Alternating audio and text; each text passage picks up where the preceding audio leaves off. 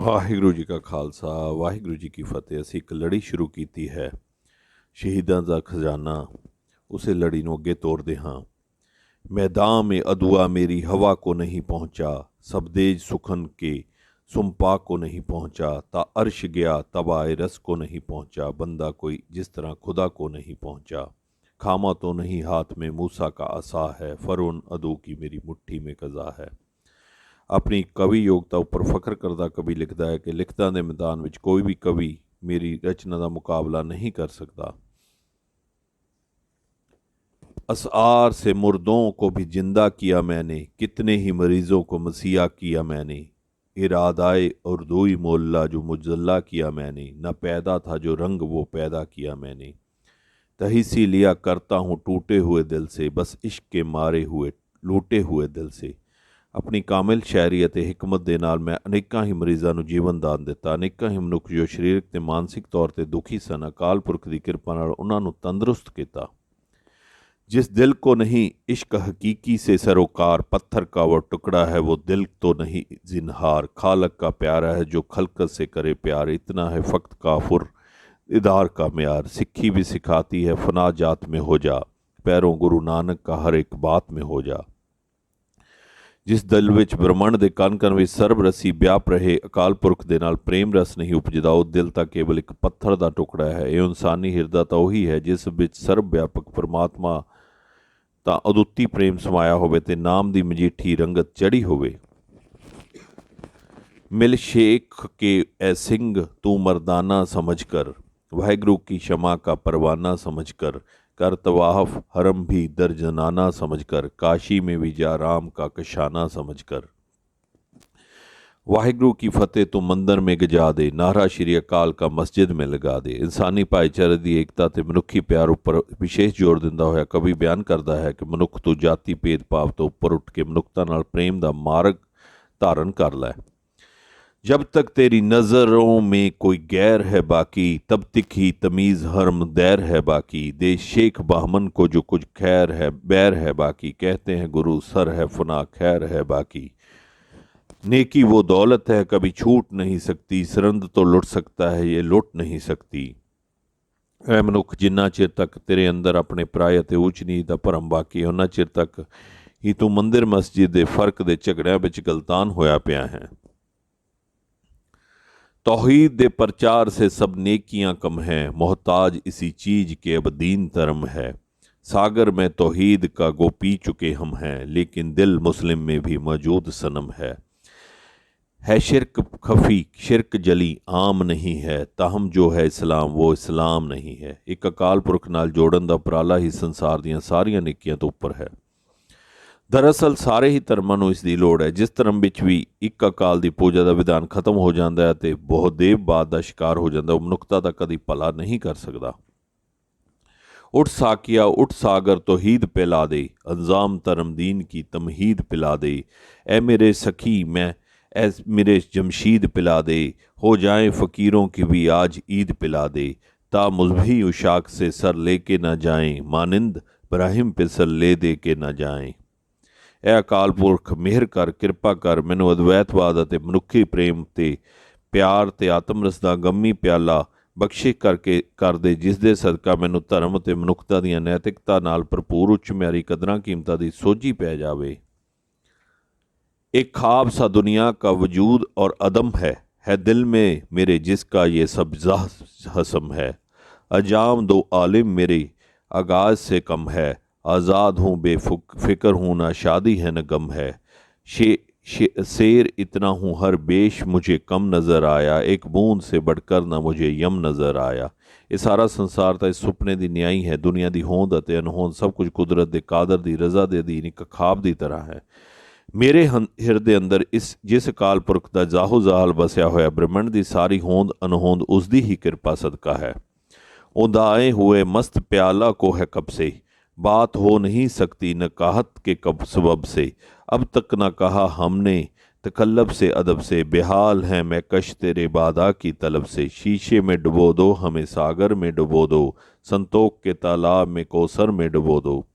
हे मेहरबान कृपालू खुदा बंद तेरे नाम खुमारी दे प्याले दी ही दास नूं तमन्ना है। रूहानी प्याले दी अनहोंद सदका ऐसी निर्बलता हो चुकी है कि गल करनी भी मुश्किल जापदी है।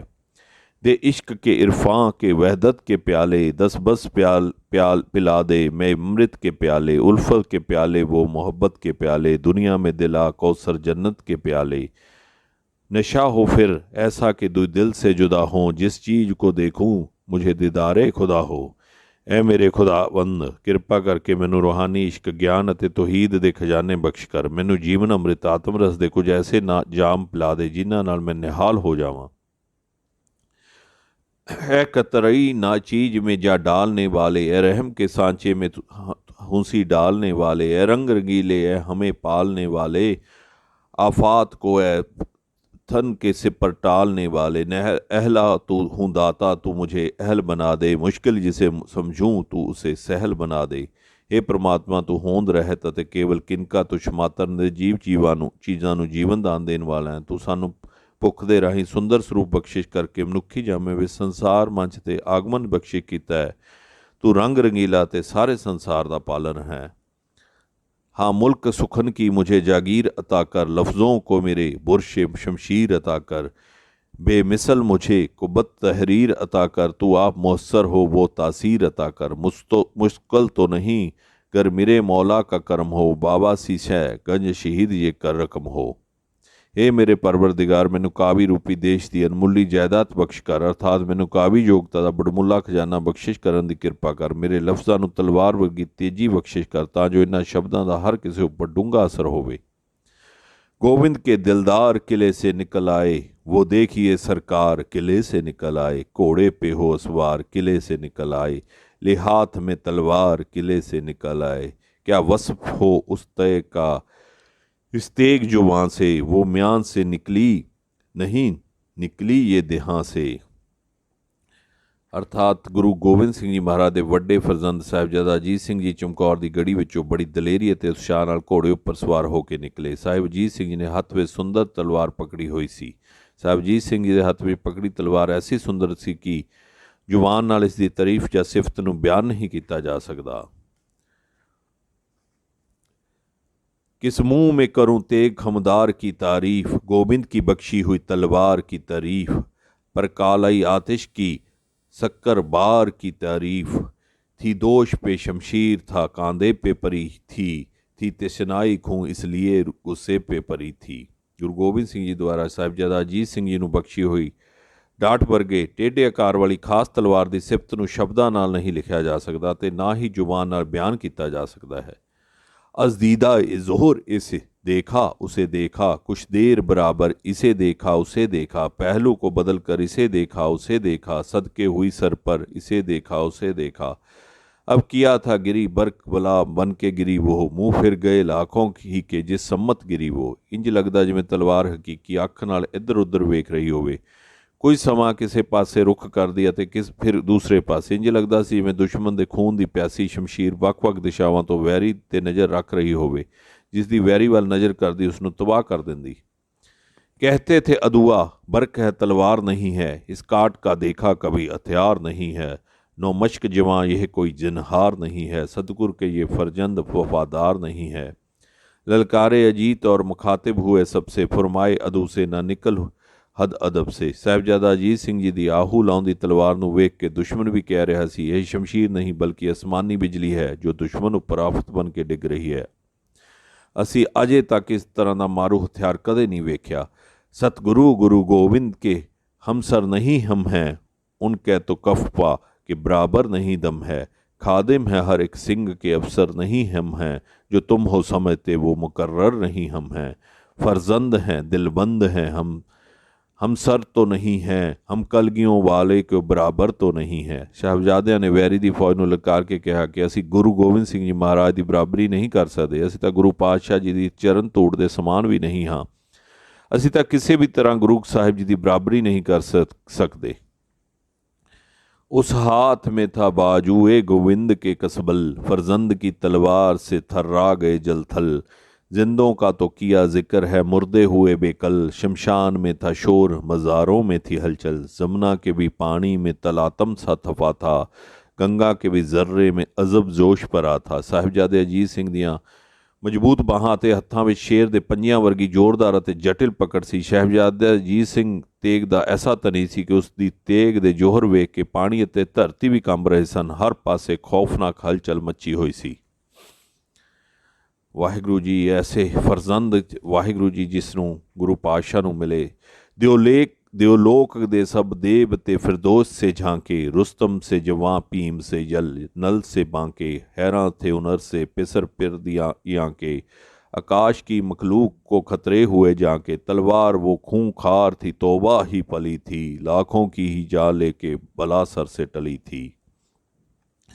ਸਾਹਿਬਜ਼ਾਦਾ ਅਜੀਤ ਸਿੰਘ ਇੰਨੀ ਬਹਾਦਰੀ ਨਾਲ ਸ਼ਮਸ਼ੀਰ ਦੇ ਜੋਹਰ ਵਿਖਾ ਰਿਹਾ ਸੀ ਕਿ ਦੇਵਪੁਰੀ ਦੇ ਸਾਰੇ ਦੇਵਤੇ ਸਵਰਗ ਵਿੱਚੋਂ ਚਮਕੌਰ ਦਾ ਯੁੱਧ ਵੇਖ ਰਹੇ ਸਨ। ਰੁਸਤਮ ਅਤੇ ਭੀਮ ਵਰਗੇ ਬਲਵਾਨ, ਨਲ ਵਰਗੇ ਦਲੇਰ ਮਰਦ ਗੰਮਣੇ ਦਲੇਰ ਸੂਰਮੇ ਗੁਰੂ ਗੋਬਿੰਦ ਦੇ ਪੁੱਤਰ ਸਾਹਿਬ ਅਜੀਤ ਸਿੰਘ ਦੇ ਜੰਗੀ ਕਰਤੱਬਾਂ ਨੂੰ ਵੇਖ ਕੇ ਬਹੁਤ ਹੀ ਜ਼ਿਆਦਾ ਹੈਰਾਨ ਹੋ ਰਹੇ ਸਨ।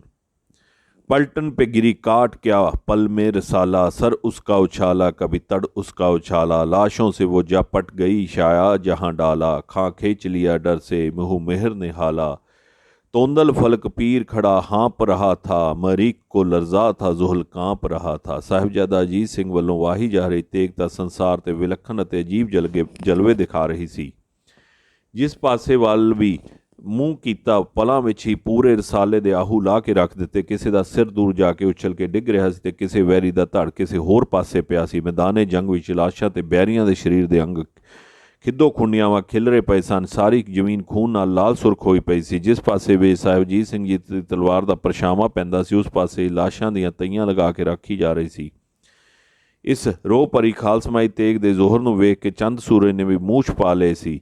ਇੰਜ ਲੱਗ ਰਿਹਾ ਸੀ ਜਿਵੇਂ ਇੰਨਾ ਵੱਡਾ ਆਕਾਸ਼ ਵੀ ਸਿੰਘ ਸੂਰਮੇ ਦੀ ਤੇਗ ਤੋਂ ਭੈ ਖਾ ਕੇ ਸ਼ਾਹੋ ਸ਼ਾਹੀ ਆ ਗਿਆ। ਮੰਗਲ ਗ੍ਰਹਿ ਤਾਂ ਇੰਨਾ ਡਰ ਗਿਆ ਸੀ ਕਿ ਇੰਜ ਲੱਗਦਾ ਸੀ ਜਿਵੇਂ ਬਿਮਾਰੀ ਨਾਲ ਕੰਬ ਰਿਹਾ ਹੋਵੇ ਤੇ ਸ਼ਨੀ ਗ੍ਰਹਿ ਆਪਣੀ ਜਗ੍ਹਾ ਕੰਬ ਰਿਹਾ ਸੀ। ਵਾਹਿਗੁਰੂ ਜੀ ਕਾ ਖਾਲਸਾ, ਵਾਹਿਗੁਰੂ ਜੀ ਕੀ ਫਤਿਹ।